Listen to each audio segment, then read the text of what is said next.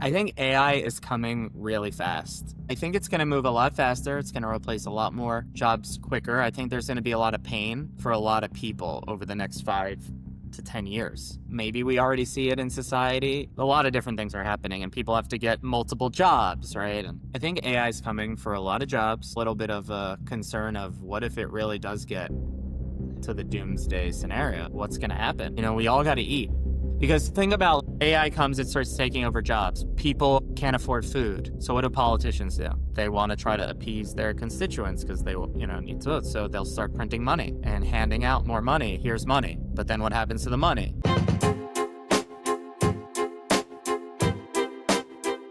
Yeah, dude, tell me about your Bitcoin journey, how you got into it, how it led into what you're doing now. Yeah, sure. So in 2013, I first discovered Bitcoin for myself. Not exactly sure when exactly. I think I had a friend who was buying drugs with Bitcoin. And I think at the time, each Bitcoin was he's like, yeah, I bought like $1,400 worth of weed with like 14 Bitcoin or 15 Bitcoin. And I was like, oh, this is interesting. I want to find out what this Bitcoin thing is. And I didn't want to use it to buy drugs. I was just curious, like, what's this new thing? So created a Coinbase account in, I guess, August or September of 2013, and I bought my first Bitcoin. It was like $120 for Bitcoin. I bought more than one. Bought a few, but I didn't really know what it was. I just saw this thing that was volatile, like the price was volatile and something I could like speculate on. So I bought a few, and right away it like tripled in price within a couple months. And I sold it, and then it kept going up. I think it went up to like 1,200, 1,100, 1,200 in 2013.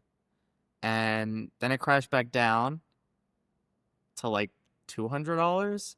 And I didn't really pay attention to it for a few years. So that was really like my first touch point.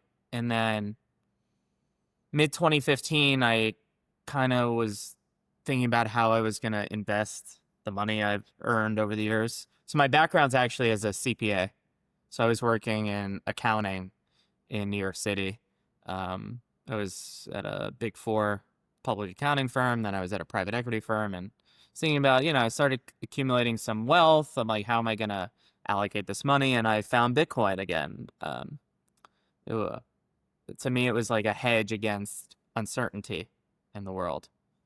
So I bought some of that 2015. It might have been like $500, $600 at the time. But again, I still didn't really grasp it. I started buying other, like Ethereum and other cryptocurrencies. They were all the next Bitcoin. And it had a good run, Bitcoin and all the stuff in 2017. But I would have been better off just buying Bitcoin and nothing else, because then everything like crashed back down. All the trading caused me a lot of anxiety, and it just like wasn't worth it. And I was like, I'm done with all this crypto stuff. And that was 2017. I still held some Bitcoin, but I was like, I didn't even look at it for another maybe 2 years. I think it was mid 2019, kind of Bitcoin started running up again in the summer, then crashed back down. And in 2019, I was listening to a podcast by Bitcoin Tina. I don't know if you know who he is. He's kind of like Yep. fallen out of favor with a lot of people in the Bitcoin world, but he used to talk super bullish about Bitcoin all the time. And I listened to this podcast he did. It was a 4-part series with Bitcoin Magazine. And I'm like, oh my God, Neil, like, how'd you not understand this? And then that was kind of my journey, where I just fell really deep into it.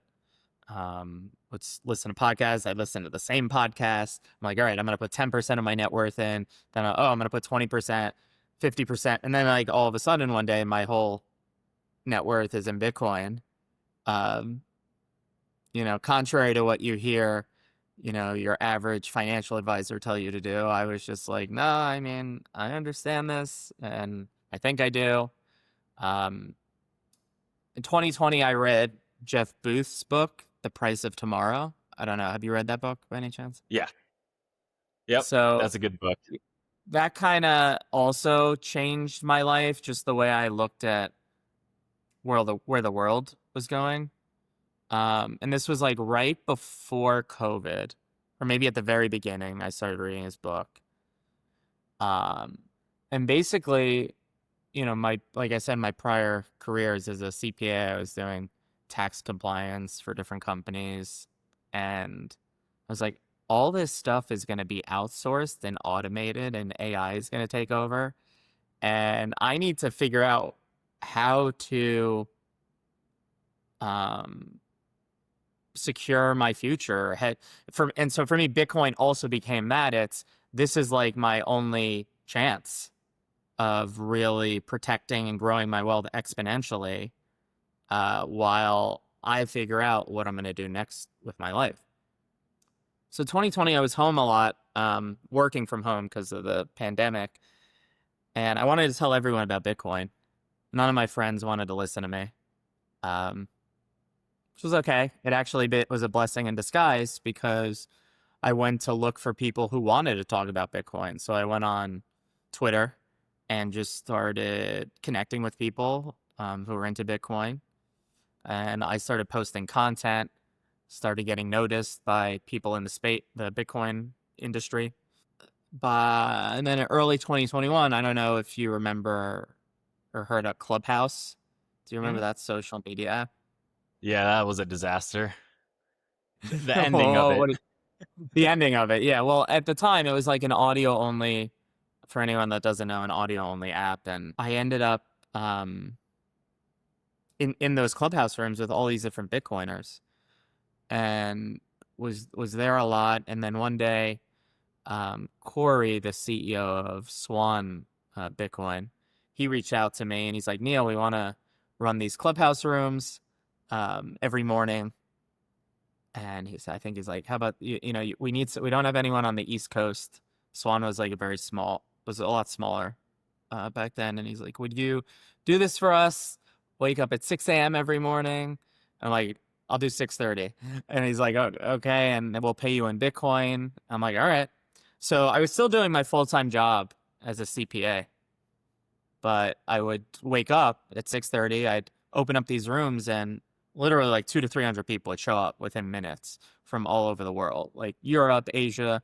I'd like to think it was only me, but we were also in a bull market, right? Like Bitcoin was like ripped up to 64,000 by April. So this was the beginning. And there was a lot of news, and Tesla bought Bitcoin, right? There was like just a lot of things going on.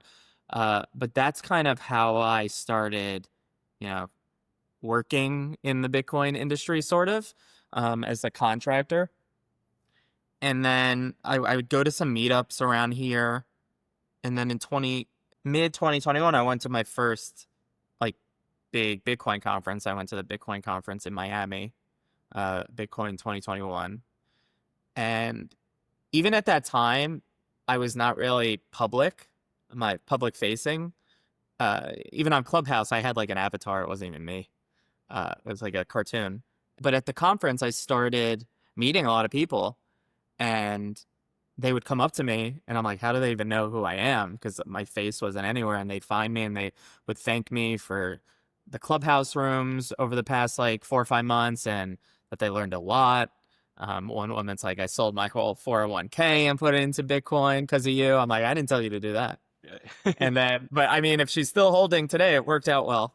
And then just other people, like really like you changed my life kind of things. And I'm not even exaggerating. And it caught me really off guard. But at the time I thought, oh, wait, maybe this Bitcoin thing is a lot more than just me on Clubhouse. Maybe for me in terms of, uh, working in the industry and really dedicating my life to Bitcoin in a lot of ways.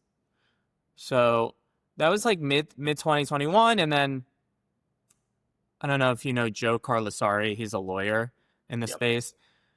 He reached out to me. Him and I started a podcast in mid 2021 called Inside Bitcoin. So we did that for like a year and a half. So that was another thing I did with him in the space. That was fun while it lasted. And also like 2021, I saw, so after that Bitcoin conference, there, the Bitcoin magazine said, oh, we're Bitcoin 2022 is also going to be in Miami. If anyone on Twitter, and I still call it Twitter, no matter what. Same. Anyone on Twitter has over like 10,000 followers, you might be a good person to help us promote this event. And I think at the time I might have had like 12,000 followers. I'm not really sure what it was back then, but I'm like, yeah, maybe I'll do this. I'm still working full time CPA. Maybe I'll shill tickets, make a few $100. And time I the first conference for them, I sold over $300,000 worth of tickets. So Damn. then, yeah, I kind of realized, oh wait, like it's like a legitimate like side gig, because they pay like commissions for people who help, like affiliates and stuff. So I'm like, I'm gonna do this for other conferences. Um, most it's that was kind of an exception to the rule in terms of it's usually not that much, and there's a lot smaller conferences. Um, but yeah, I've been doing it for Bitcoin Magazine every year since, and for other conferences. There's conferences coming up this month that I've been helping out. The one in DC at the end of the month, and then there's a New York City unconference, so another event that I'm been helping. BTC Prague this year. Um, Bitcoin, the conference in Abu Dhabi coming up in December. I think I'll be going and speaking at that conference. Dang. So yeah, I started promoting all these conferences. Then early 2022, was still doing my thing. I was still accounting world, and my now business partner, Ryan, reached out to me. He slid into my DMs on Twitter. That's kind of how things work in this industry. I mean, it's how you reach out to me, right? Yep. And he said, Neil, I've been in the apparel space for over 20 years in the sports apparel. And I've been following you on Twitter and Clubhouse over the years. You've been part of my orange pilling like journey, and I think you'd be a good person to partner with, um, on a Bitcoin, merch and apparel shop. So I got on a call with him, and the rest is history. It's now over 3.5 years. We formed FOMO 21. He came up with the name, uh, and the logo, uh, which it was kind of fortuitous or coincidental. When I promote all the conferences, I always use the promo code FOMO. Anytime I'm like help trying to shill a conference, it's promo code FOMO. So people think FOMO 21 has like there's a connection there, and it actually he just came up with it. But I'm like, oh, this is great because it's kind of like what I'm always using for these conferences. So that kind of happened, and so then in 2023, um, I was talking with again Corey at Swan, um, and we were talking and came to conversation where it's like, how about a full-time job? So, you know, at that point, yeah, like I said, I was still a CPA, and for many years, there were other opportunities that presented themselves to me in the Bitcoin space, but I kind of shied away from it, for a lot of reasons. One, um, my whole net worth was in Bitcoin, so now I was going to tie my income to Bitcoin. That was a big jump. Two, no matter what my conviction is in Bitcoin, I understand the volatility and the down years. And even though I have like a 10, 15, 20 year plus vision holding period, at least for myself, that I still need to eat and I still need to manage my bills from day to day. So it was the volatility of the industry. Do I want to work for a Bitcoin company? There's a lot of like boom and bust cycles. I mean, it's more in the crypto space. Bitcoin companies seem to like hang on a lot longer. So a lot of uncertainty there. And Bitcoin was always a passion for me. So I was a little concerned, oh, if I'm working for a company, is it going to turn into like a job where I won't like it as much? But I was getting so sick of accounting at that point that I was like, all right, it's time for me to make the leap. And all those things I just told you, I threw out the door and I went to work with Swan. I was their head of brand engagement. I helped lead the social media team, the affiliate program, some marketing campaigns. I was there for about a year. And then Swan, I don't know if you know, they had like a layoff. They had a layoff. I don't know how many people, like 70 people, or it was a big number. I might be overstating it a little bit. But so the things I thought could happen with a Bitcoin company did happen with a Bitcoin company, but no hard feelings. And I'm still in contact with Corey and other people from Swan, and we're good. There was never, it's business. Things happen. Um, so yeah, after that, it was actually really good timing. If getting laid off could ever be good timing, because it was right before the Nashville Bitcoin conference. So I was able to go there and say, "Hey, I'm like a free agent. Anyone want me?" And I got to connect with a lot of people. I was very like fortunate how many people I was able to talk to there, and the network I've built online with people.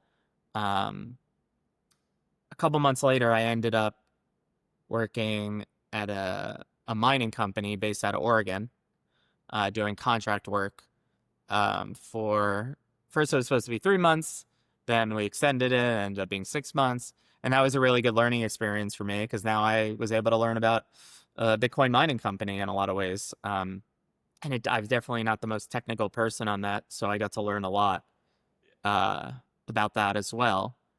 That ended in March of this year. So now we're beginning of September. So at the end of March, I was deciding like what I really wanted to dig into next, and I decided to focus on my business, FOMO 21, and also just growing my own personal brand and doing some consulting work for people and marketing work, little things here and there.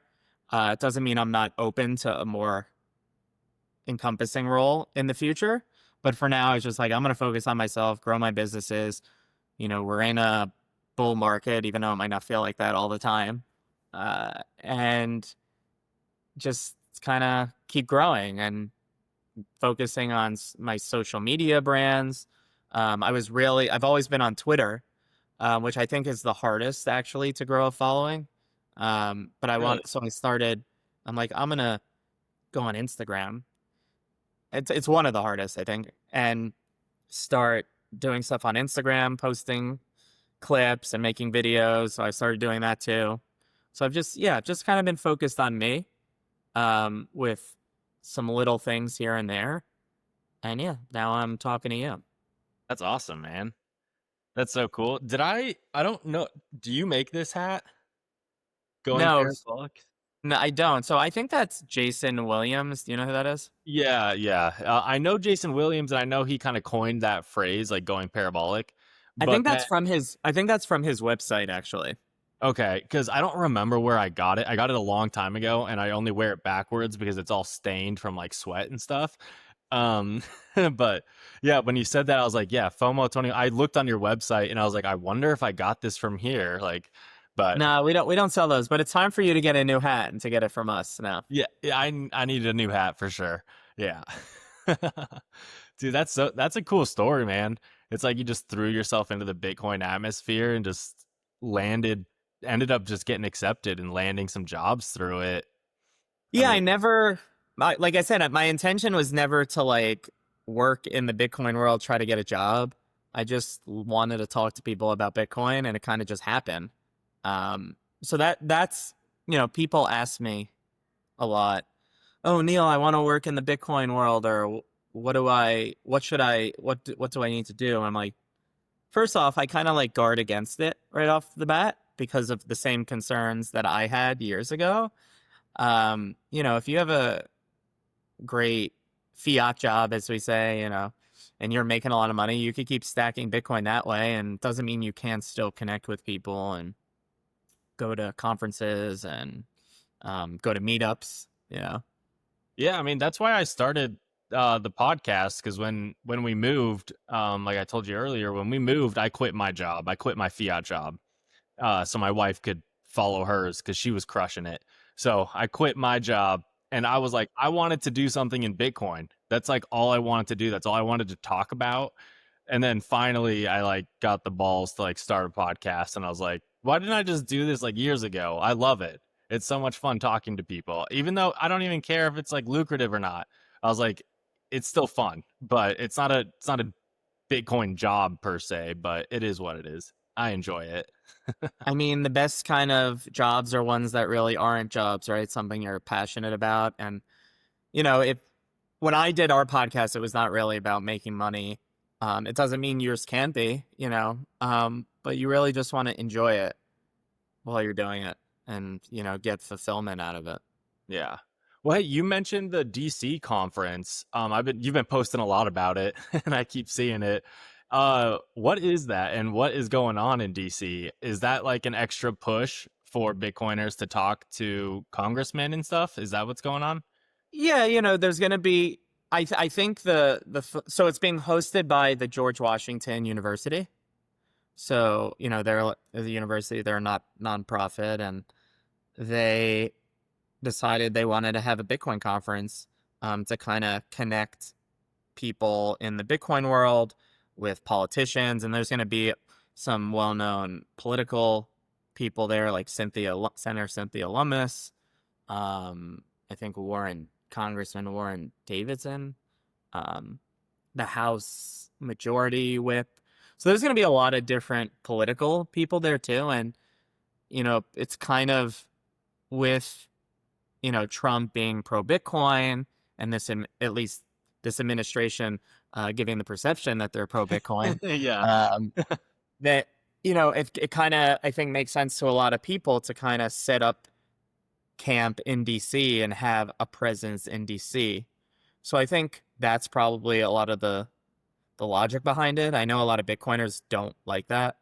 They're very anti-establishment and anti-government, and I don't necessarily disagree with the sentiment of a lot of them, but one thing I like to remind people of, and I'm not the first person to say this, but you know, just because Bitcoin is anti-fragile, it doesn't mean Bitcoiners are. So I rather have a government in place that's more supportive of Bitcoiners than one that's not.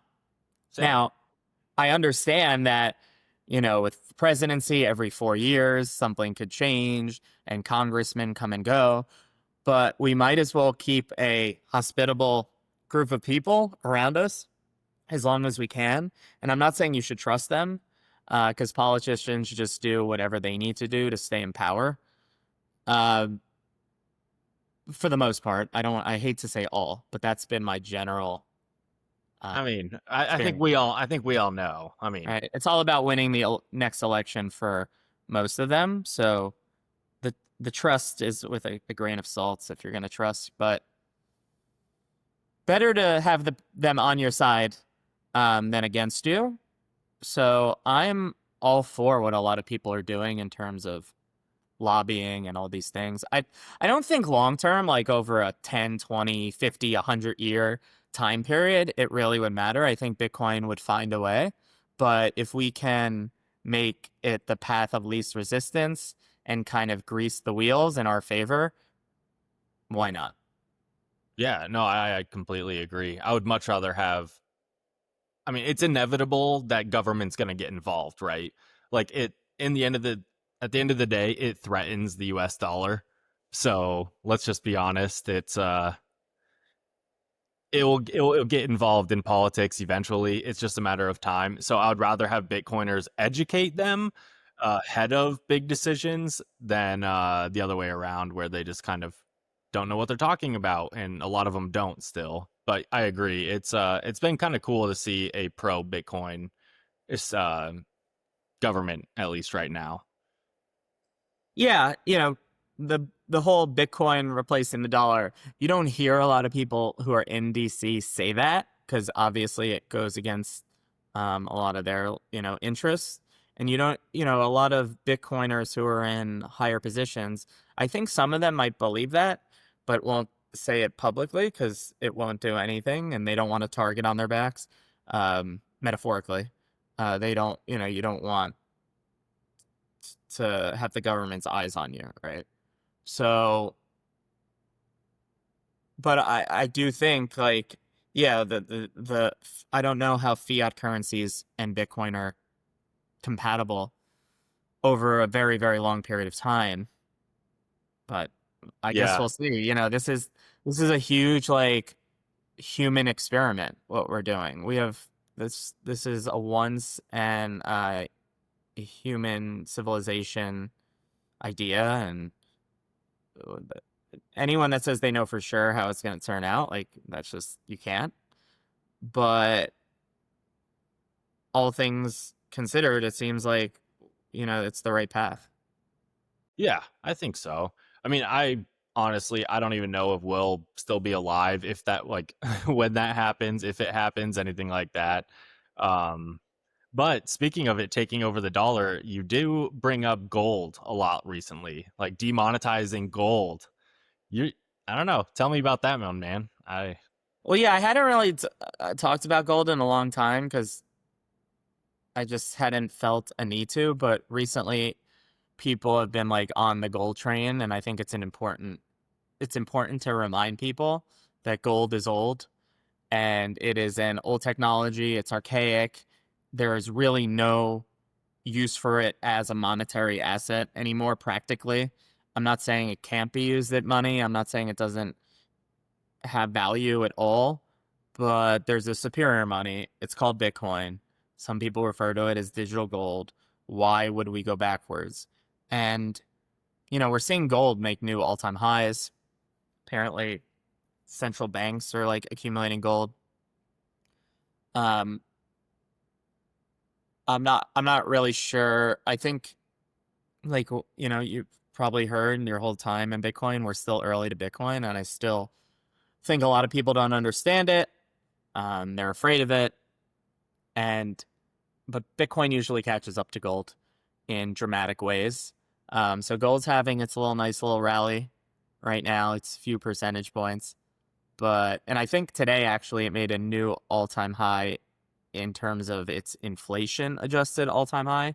So like comparing it to its all-time high from like the 1980s, now it's higher than that when you adjust for inflation. So now it's actually to me now it's like, oh, that's interesting with gold, but it's still nowhere near as interesting as Bitcoin. Bitcoin's 100 times better than gold. So I think it's important to remind people of that. Yeah, I agree. It's kind of funny. I haven't heard much from Peter Schiff lately, but I guess the right now X is Trust me, turn notifications on for him. You'll hear a lot from him. He's really. around. Yeah. Who He's knows what's going on with the Twitter algorithms? Like sometimes I won't see people for months, and then like all of a sudden they pop up. So Yeah. Yeah. No, I completely agree. Well, hey, I wanted to ask you, I don't know much about core and knots. I really don't. I've interviewed another guy about it. He tried to explain it, like technical things about it. Um, I still don't fully understand. It's almost like spam versus not spam. Do you have any opinions on this?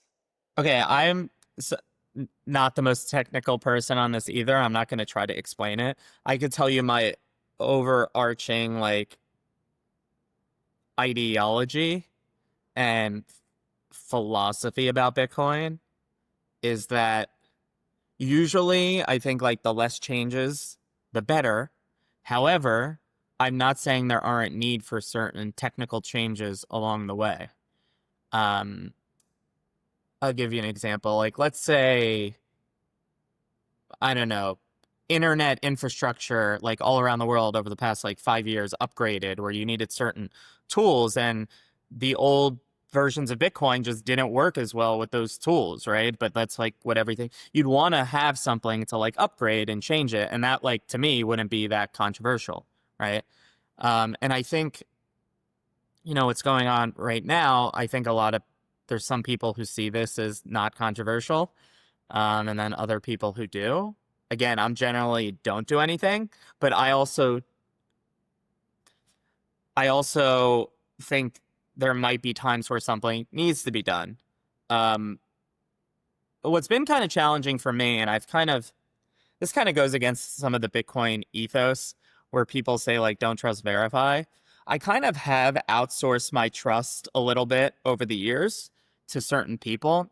And I learned this from someone on Bitcoin Twitter. He's pseudonymous, a pseudonymous account, uh, Mr. Hodl, who's, I don't know if you follow him. He's kind of been on like, I guess, the core side of the debate. But regardless, that's not the point of what I'm trying to make. Years ago, I heard him say like Bitcoin isn't like, it's not don't trust verify. It's about, I think he said this. If it's not him, I apologize, but it's Bitcoin's about trust minimization.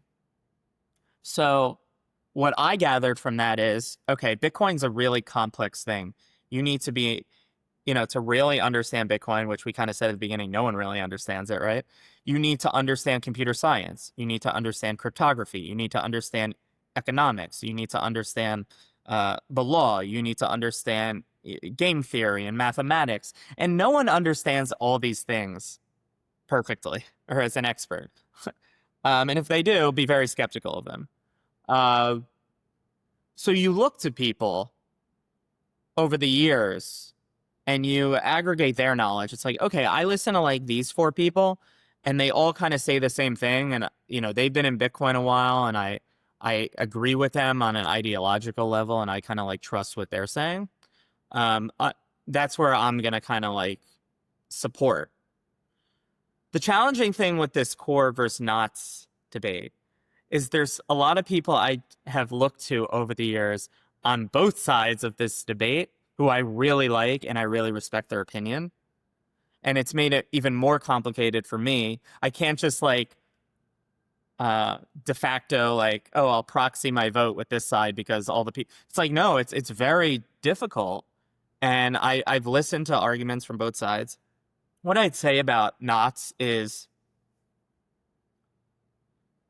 I think Luke Dash Jr. is the one who kind of is the maintainer of this. I don't know all the technical terms, but it's any new implementation of Bitcoin, you want a lot of eyes on it and a lot of people working on it because there's so much on the line.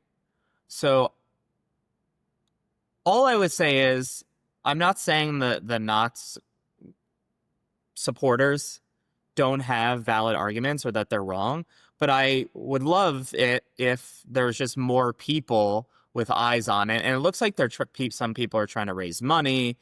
And I'm okay for people expressing their opinions and, Bitcoin's open source and let the best implementation kind of win.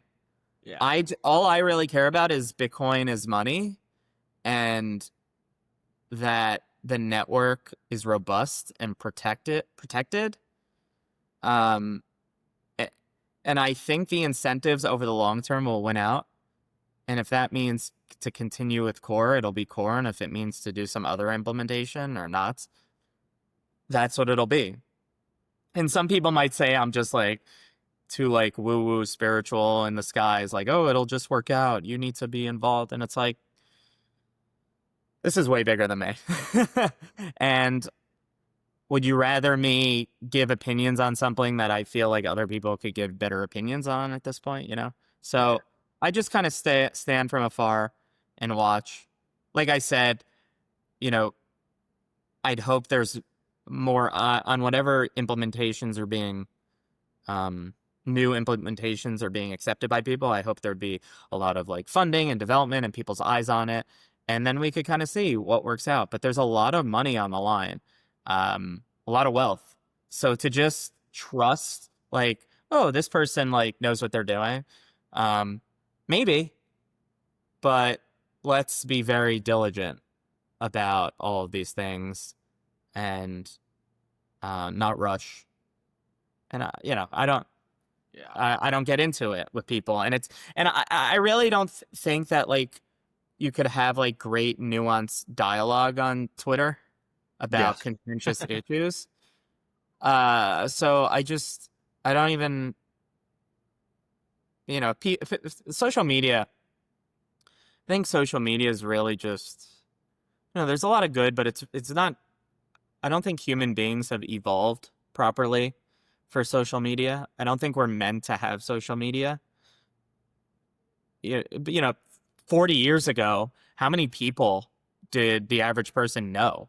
Maybe like 100, right? Like before cell phones, before social media. You knew like people in your community, maybe you had a newspaper, you saw some shit on TV, but you didn't know about the lives of everyone and everyone's opinion 24/7. And I don't think our minds are I don't think most people are emotionally and evolutionarily capable of consuming all this information.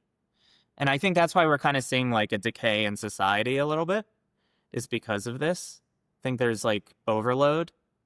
It's like, our brains, it's like a computer hardware. You could only put so much memory, right? And I think we're just overloaded with things. I don't know how I got off on that tangent. But social media. Like debating on social media. There's no nuance. That goes back to like the core knots thing. It's hard to debate um in 280 characters, or now there's no limits on the characters. And you could say something on social media and be perfectly like harmless and say like, "Oh, I love pancakes," right? And then someone will be like, "You hate waffles? What's wrong with you? You don't want to talk about waffles?" And it's like, "Dude, I just said I like pancakes." Like that's how social media is. It's so toxic and unhealthy, and I think it spills over into everyday life, and people talk to each other that way now, and it's just really unhealthy. Yeah, I think that's why people are addicted to it because they can't get that level of like dopamine hit from real life anymore, so they have to go back to it. I think that's a major problem right there too. But Yeah, that's what I mean by the brain not really evolving for this. It's just kind of been pushed on us. And I think like physical changes for like human evolution take like tens of thousands of years to like really adapt. And this is just all of a sudden every day, boom, boom, boom, boom, like, share, post, retweet. This person's happy. This person's angry. This person died. This person had a baby. It's just like it's too much. It's too well, I much. mean, shit. Even the past 2 days. I mean, this probably won't come out for a week, but we all know what happened the past 2 days. Because we're recording on September 11th. So past 2 days have been like crazy on all social media. Like, yeah, it's overloading. It is absolutely insane. And so I completely agree. But to add on to a point to your core versus knots thing, I just don't want people to fuck with Bitcoin. I just just leave it. Just I don't want to wake up and have Bitcoin not work the way that it's worked for the past like 15 years. I agree, but you'll have people on both, quote unquote sides say, "Well, we need to do this, or else it's not going to work, or we need to do this, or it's not going to work." And then it's like it's working. Yeah. Just leave it.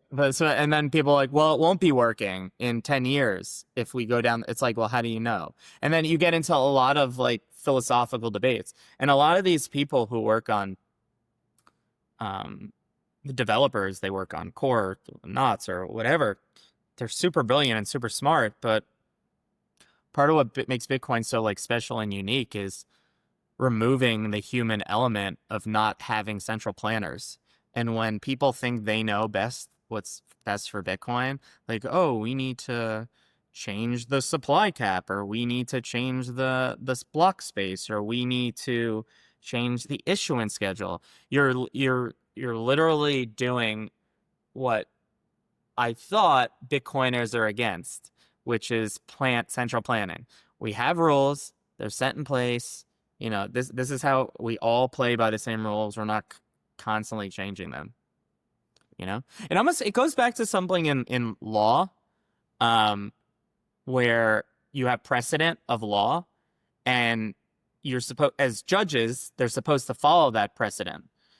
Unless like society really shifts in certain ways. And we've seen like long-standing law eventually overturn. But the reason, is my understanding for like things like uh, this concept of like precedence in law, is you don't want to change laws broadly all the time because society is relying on a certain set of rules and structure to follow.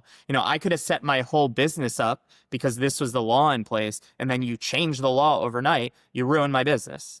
Or I have to shut down my business, right? So I think I kind of see like Bitcoin's monetary policy is the same thing. You don't want to be constantly changing it. One, I don't who says you have the right ideas, but also then we don't know what the rules are, the game, right? Let everyone play by like a fixed set of rules. I don't know if that makes sense or not. Yeah, yeah, no, it does. I think we're kind of on the same page on that one because I do follow probably all the main accounts that you follow, and you're like, you get opinions from people that have been in this for a long time, and you trust them, and now you are getting differing opinions from both sides. So that's why I just like to ask people because I'm like, it's over my head as far as like what the future could look like. I'm like, I have no idea, dude. Like if I'm when I start, I don't run a node right now. By the way, I'll get shit for that, but I've said that before. But when I start running a node, people are always like, "What are you gonna run, core or not?" So I'm like, I I don't know, I don't know yet. I'm still learning. Give me some time. Yeah, But and that's okay. I mean, I run a node, although my node just like stopped working recently. I actually just bought. Let's see, let's see if I can find this. Hold on. One, okay, I I just bought this, so I'm not like a new SD card to put in it. Um, because my old one, I guess, like it's too burnt out. Because I've had the node running for 4 years. Um, but yeah, so I didn't like update to knots or anything recently. But again, I can't even do anything with my node right now till I fucking replace this SD card, anyways. Um, again, I'm patient. I'll see what happens. Again, it's been tough because a lot of people I know who I really have I am friends with, I value their opinions, are on like the not side, and then a lot of people that I value the opinions, they're on the more core side and think the knots people are crazy. So I don't know. And people, again, people might think it's a cop out. Neil, you need to make your own decision. It's like I don't know how to make a decision on this, and it's at least okay. not. Yeah, at And least not yet. And a It's not lot like of people, again, that's the whole social media problem. Everyone has an opinion, and life is not always so black and white. And I just, and you never know what people's incentives are. Why are they pushing for changes? Why are they not pushing for changes? What company's paying them? Is there a mining company behind this person? Is there a government helping this, influencing that? Like, there's so much nuance here. And I don't want to assume bad habits or bad intentions or manipulated intentions, but we're all human and we all have our own individual incentives. And that's kind of like what has made Bitcoin so beautiful is that it aligns like the greed incentive and like everyone wants like to grow their wealth. Um, but yeah, I don't know. I don't know. I don't have a good answer for you. Maybe I did just give you a good answer. I don't know. you gave me the answer that I can't vocalize myself. Um, this cycle has been a little interesting, and we did touch on that for like a split second. Um, because we're pretty much back to where we were in January. Do you have any thoughts on price action, where the cycle is, what the heck's going on, anything like that? We keep hearing paper Bitcoin summer, and I'm like, and then you look at Checkmate and he posts a whole bunch of stuff about all these guys selling, and there's actually like a lot of selling pressure right now. But then we have people like Michael Saylor constantly buying, and then we have all this ETF buy pressure and things like that. And I'm like, I don't understand how we are still kind of where we started at the beginning of the year, because typical cycles by now you would figure we're a lot higher, but we're not. But we also did go from 15,000 to 100K. So I'm like, we did go up a lot. You know what I mean? I know exactly what you mean. Well, you're talking to someone who thinks every Bitcoin should be worth like $20 million today. So I'm always way ahead of, and I'm not saying that hyperbolically. Like I truly believe like Bitcoin should have insane value like that today. Um, but it doesn't. So let's address the paper Bitcoin thing first. So I'm not like a derivatives expert or a financial expert. I mean, I told you I'm a CPA, but I wasn't like an investment banker. Or I wasn't a bond trader or anything like this. I've learned a lot over the years. Uh, my thought on the paper Bitcoin thing is I don't really like it, but I think this was just a natural part of Bitcoin's evolution that, of course, like financial people are, as Bitcoin grows as an asset, we're going to have people wanting to play financial games with Bitcoin. So I've kind of like let go of that. And it's just like, it is what it is. I'm not like upset about it.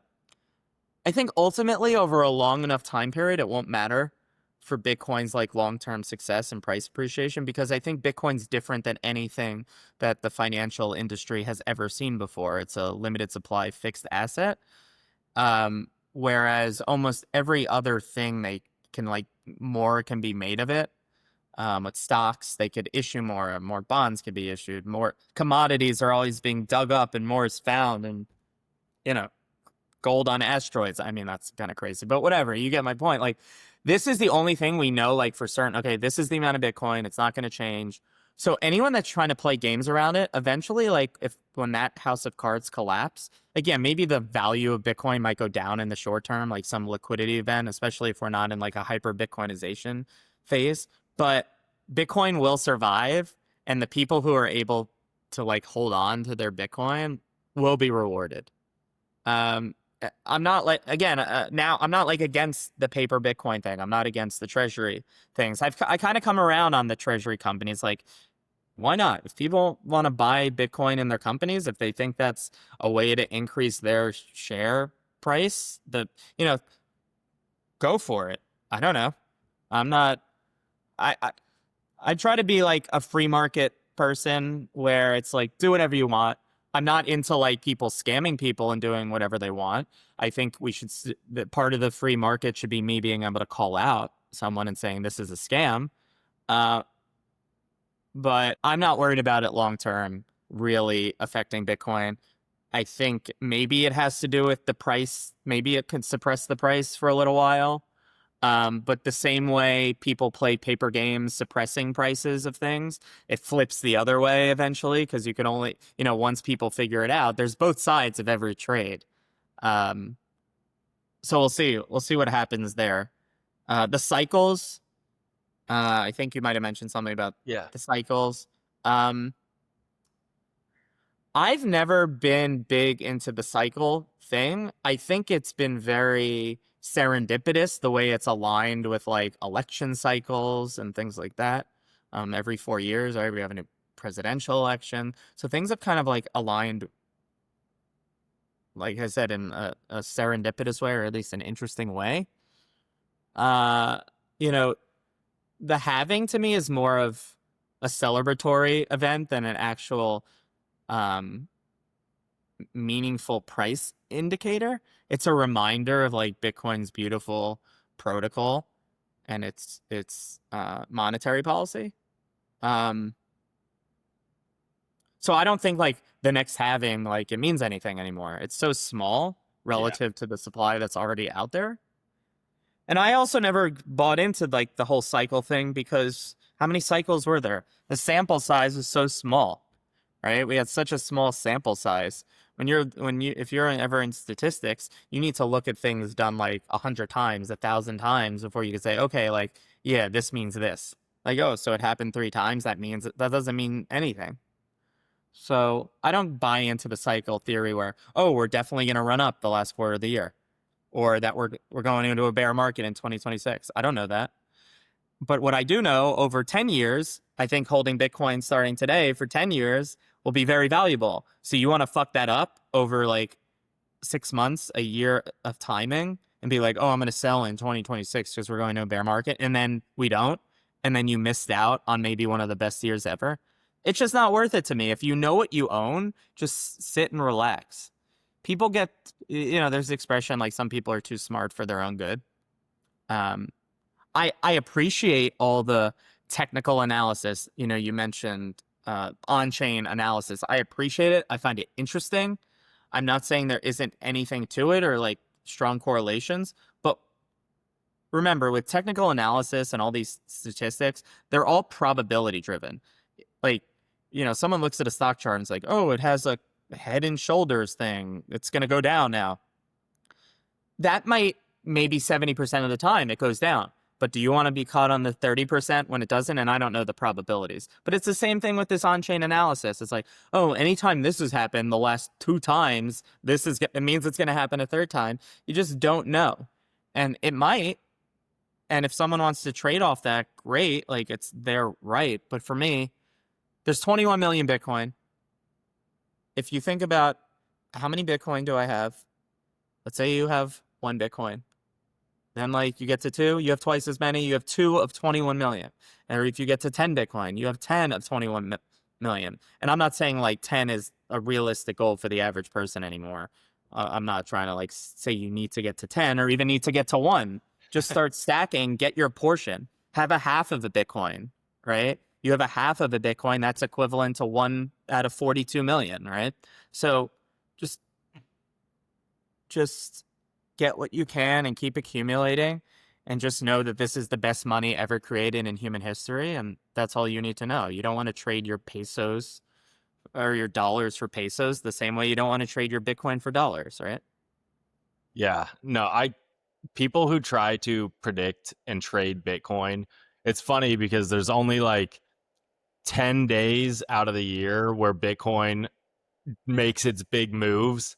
And it's like if you're wrong just one of those, you fucked up. Like you just lost.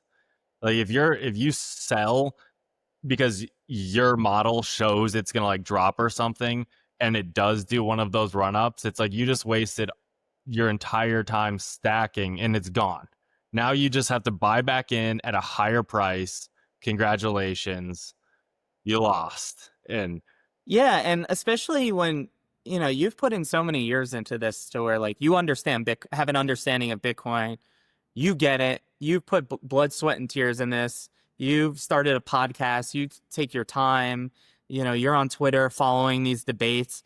And what? You're going to get cute and fuck it up when you understand what this is because you wanted to try to make a little extra when you already have a scarce thing, right? It's like there's only in the world, people throw out there's 58 million millionaires, right? Or something like that. yeah.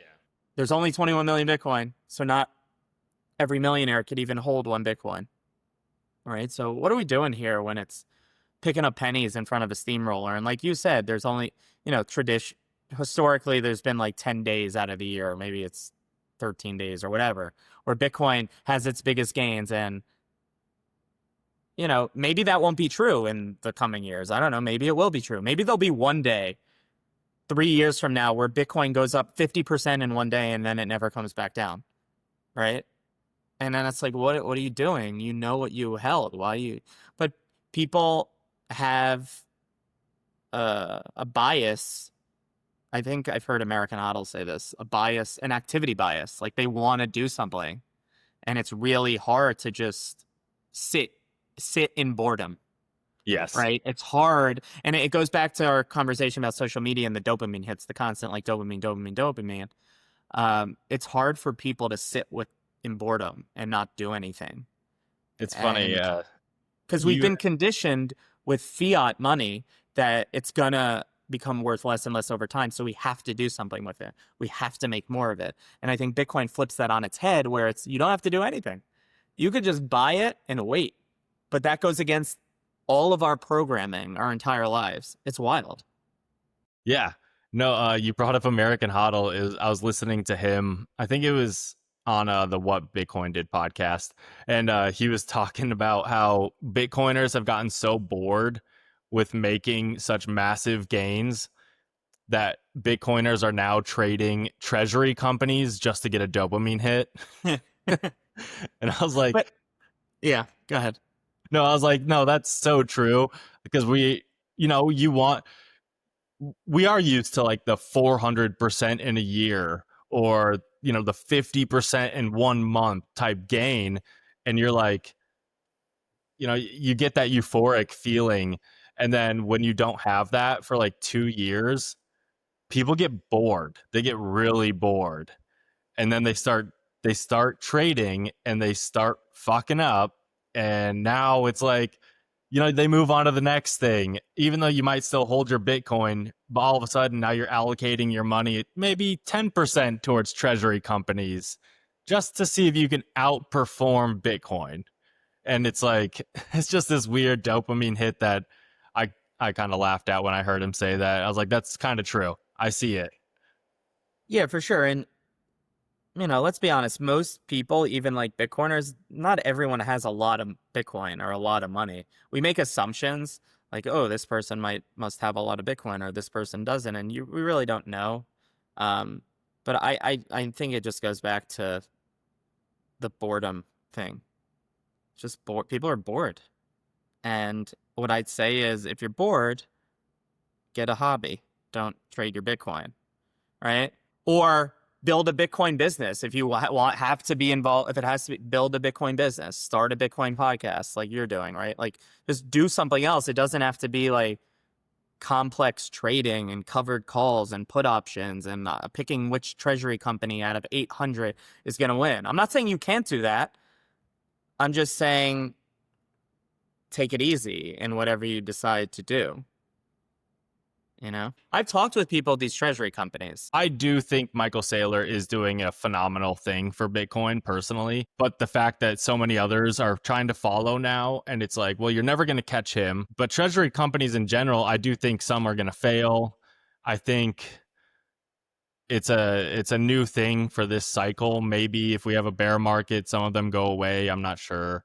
What are your opinions on these treasury companies? It's been very fluid, to use a term that you hear these days. At first, I was against or didn't really get it, and then I'm like, and then I'm like, whatever. And then I've talked to some of these treasury companies. It seems interesting. They all have their different like theories about things, and I don't really know how it's going to play out. Um, if you're confused, you could just buy Bitcoin. That's what's beautiful about it. You don't have to buy any of these companies. If you think you have some sort of like alpha or edge, and you could sprinkle some money into them, it's up to you. Uh, I don't, there's the old saying, everything's good for Bitcoin. So I think it ends up being a net positive for Bitcoin. Will people get wrecked along the way? Some. I mean, almost always seems like any new thing that comes around, there's not there's not always a winner, except those who just buy Bitcoin and hold it for the long term. So I'm not against the treasury companies. I think it's interesting.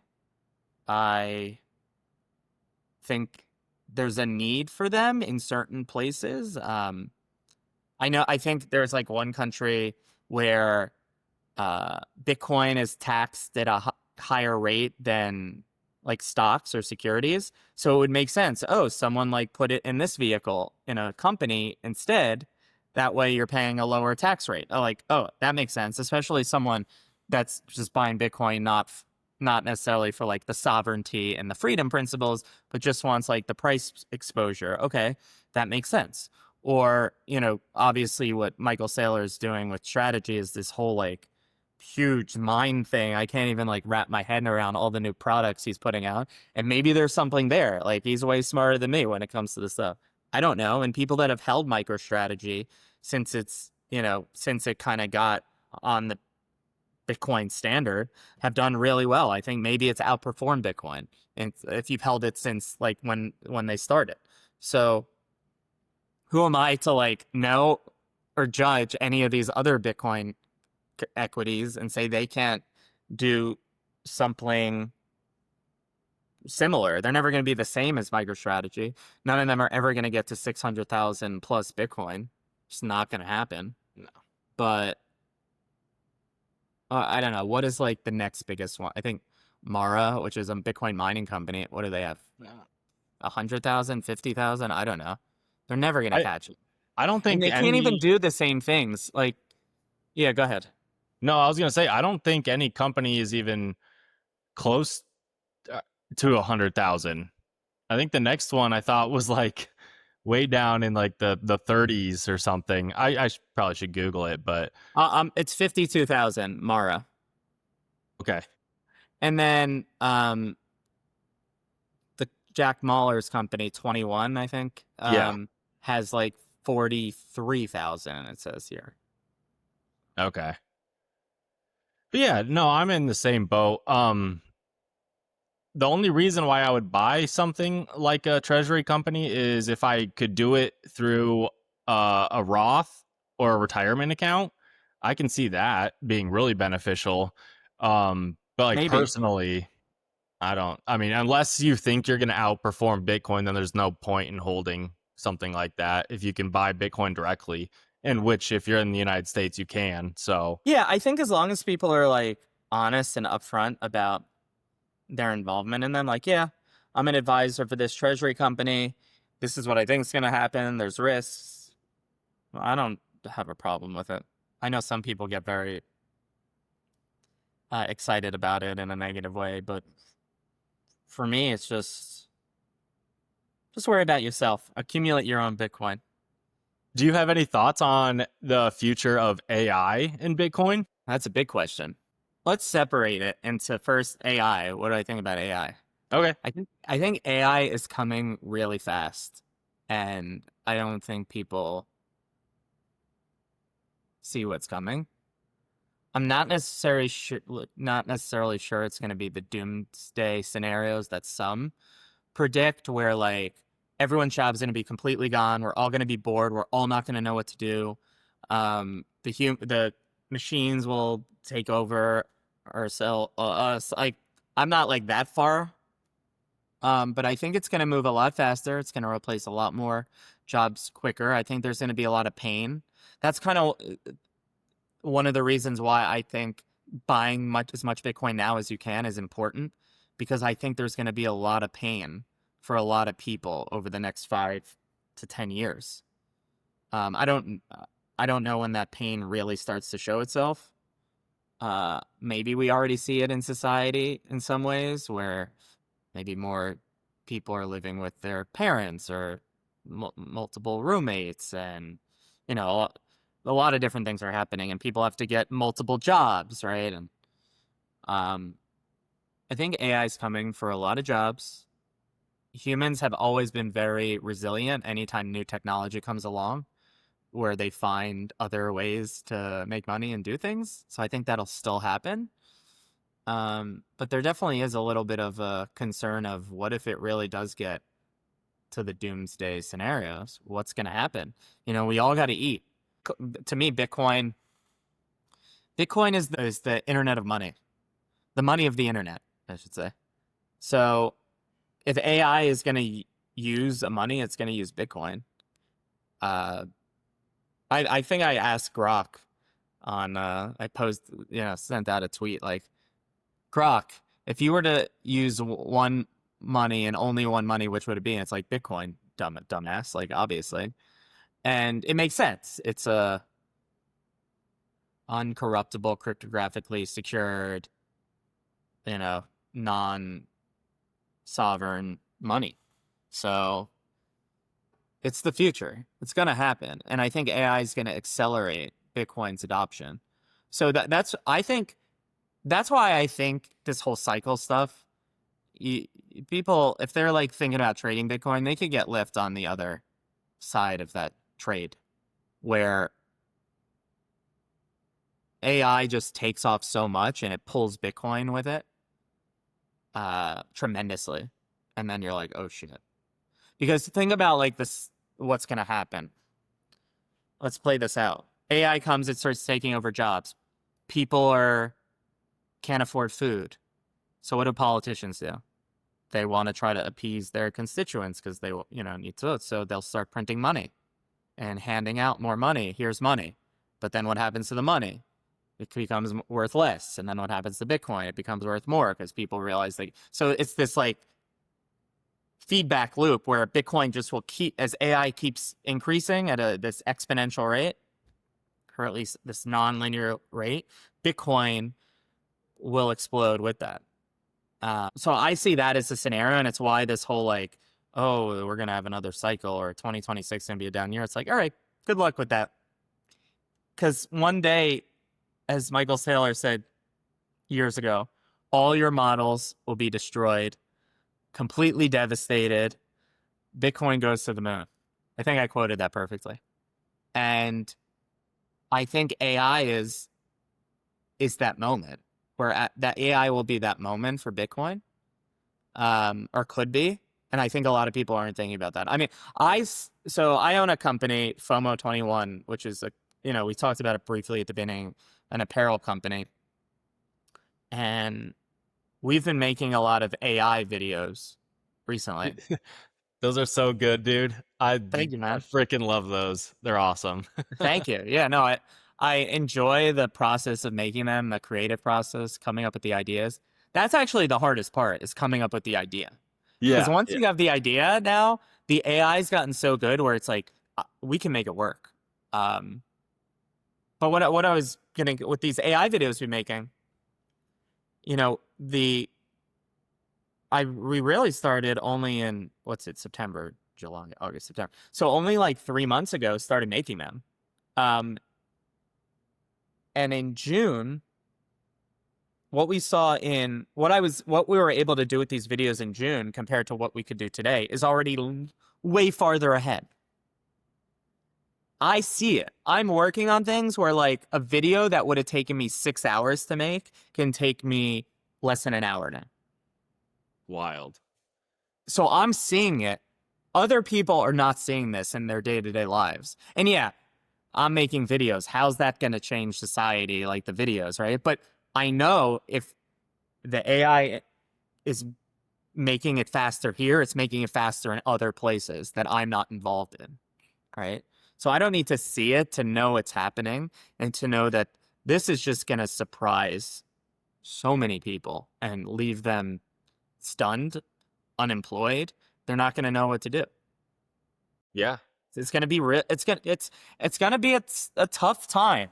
I think humans are resilient, and I think ultimately, in spite of all we've seen, like what we were talking about with social media and all like the hate-filled shit and murders and all that stuff, I think people will want to help each other and figure it out. I think ultimately we all have like kindness and want to live coexist kind of a peaceful state. So I I think we could be okay. I just think it's going to be really hard.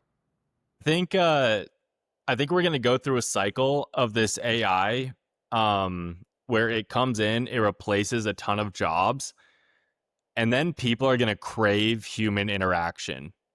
And we're gonna come full circle where people are gonna want to go to a store or a restaurant that advertises they have humans working here. Yeah, I think you're right. Now, it's going to be how good are the AI? Do you even know if it's a human or AI? Like there's certain like audio AI, like you can't tell it's not a real person.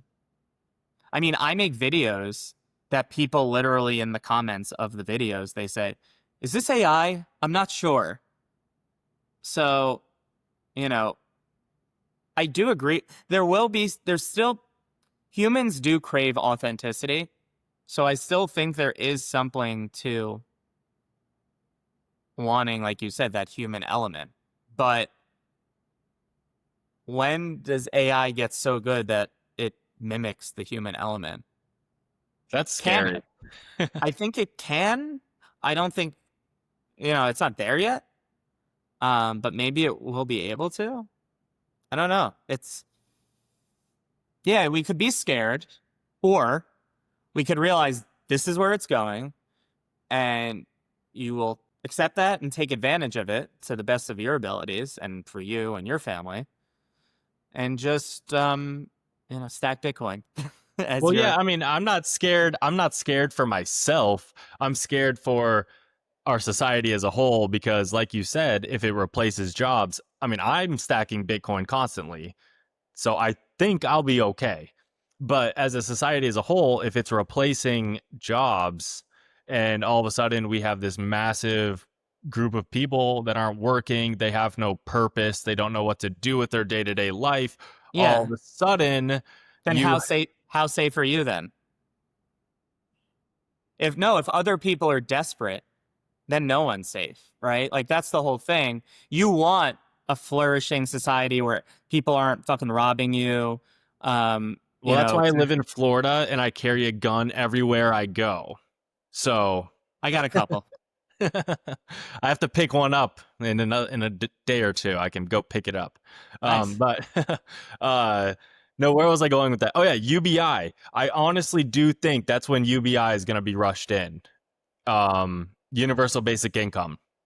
When what? When When AI? AI takes over Yeah. jobs, people are Well, now sitting on the street or they're sitting at home. They have nothing to do. They're like, how do I pay my bills? Government comes along. Hey man, we'll give you this check. You know, when um, we kind of already have that on a smaller circumstance with like certain welfare programs, and I'm not making a judgment about whether we should or shouldn't have welfare programs, but it'll be like welfare times 1,000, right? exactly. So whatever you think about that now, and you don't like it now, think about that towards 1,000, or maybe you're okay with it now, but are you okay with it times 1,000? Are you okay? And maybe I don't know. I really don't know. Well, I mean, that's the beauty of it. That's why we do Bitcoin. That's why we own Bitcoin. That's why we stack Bitcoin because we do know that that is most likely the best outcome. Yeah, it's like insurance. It's a hedge. I know a lot of some Bitcoiners they get it's not a hedge, it's a different system. I mean like it's a hedge against what we don't know in the future, right? Like it's a potential hedge against it's a potential insurance that will pay off for those who start stacking. But I want as much people to stack. I want people to start getting Bitcoin now. And again, like I said, I don't think it's going to be easy. I think it's going to be a painful transition period when AI kind of just obliterates most jobs. But I do think humanity's resilient and people generally want good for other people in spite of all the screaming on social media. So, yeah, it just could be a little rough patch. But humans have gone through a lot. Inquisitions, super viruses, the Ebola virus, right? Like awful wars. And we come out on the other side. So, Well, yeah. I mean, that's why I think AI is going to take over in a bigger way than some other technologies have. But humans do find a way to adapt to it. They find new things to do. So I don't yeah. know. I don't know either. No one knows, but I feel comfort that I have my Bitcoin stack. Yeah, for sure. So what's next for you? You got FOMO 21. You've been crushing it with all the conferences, but what's next for you? Anything coming up? Really, right now, we're scaling up FOMO 21. We now have like one, two, like seven different people working for us, which has been the most. Because the whole thing, it's pretty automated the way we do everything. And for the first like year, 2 years, it was just me and my co-founder. So it's starting to scale a little. Um, it's still we've shipped to Bitcoiners in over 70 countries, I think, right now. So we've had an impact. I'm really proud of it. Yeah, that's awesome. And thank you. And I want it to keep growing. So I've really been focusing a lot of my energy and attention on that. As far as the conferences, I love connecting with Bitcoiners and seeing them in real life. Um, what's the point if you can't like share this experience with other people, this like revolution? That's for me. So I'll be like next week I'll be in New York City and then in DC, like we said at the end of the month, Abu Dhabi in December, most likely. And then February, the strategy conference in Vegas, and then April, the Vegas conference, the Bitcoin conference in Vegas. So literally I'll be at a lot of conferences. Promo code FOMO will get you a discount to any of those. And then I'm probably going to be at BTC Prague after that. So that'll be in the summer. So I got a lot of conferences left on coming up the next year. So that's fun. Um, what I think's great about these conferences is if you're trying to do something in the Bitcoin world, start a podcast, um, start a business, going to a conference opens up so many doors for you. Like, think about all the random people that you'd see just walking through the conference that you'd be able to like go up to and talk to, and say, "Hey, would you be on my podcast?" You know, any business owner is going to want to be on your podcast. Like, maybe not it, but almost any. You walk up to any booth, they'll be like, "Oh yeah, I'll come on your podcast." Right? They want to like get their business out, and you could walk up to 30 different booths, have 30 guests. Right? Yeah. Right now the way you're doing it's great too. You're putting yourself out there. You reach out to people. That's great. But you could also do it that way. Um, No, I want to go. I want to go to a conference. I just honestly, the past two, you've three been moving. years, You've been moving. Been I busy. have not been settled at all. Like we literally sold a house, bought a house, sold a house, bought a house. Like, and it's been, yeah, it's been shit. Um, Yeah. Yeah, and I'm not saying for people new to the Bitcoin space, like, oh, you need to go to a conference or you're not whole or missing out. And to me, it's like you should start stacking Bitcoin like first. I agree. For sure. If you don't have an Before you okay do. stack, at Before you, least yeah, like be comfortable, feel like it. But look, if you're looking to like work in the industry, or if you're an investor looking to bring on, new money or anything like that, then like, oh yeah, slam dunk, makes sense. You could maybe get a job out of showing up. People get jobs going to conferences. Um,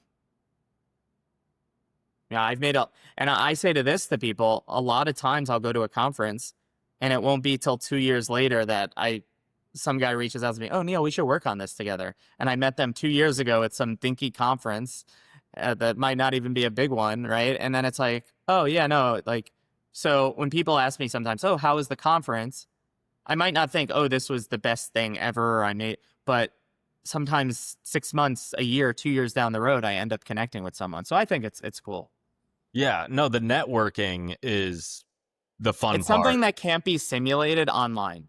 Exactly. Yeah. People want you still want to vet someone to know they're not like some like crazy person on the internet. You still want to be able to talk to them, get a feel for them, that you can't just get over the internet. No, I agree. I do plan on going to a Bitcoin conference now that we're finally kind of settled here in Florida.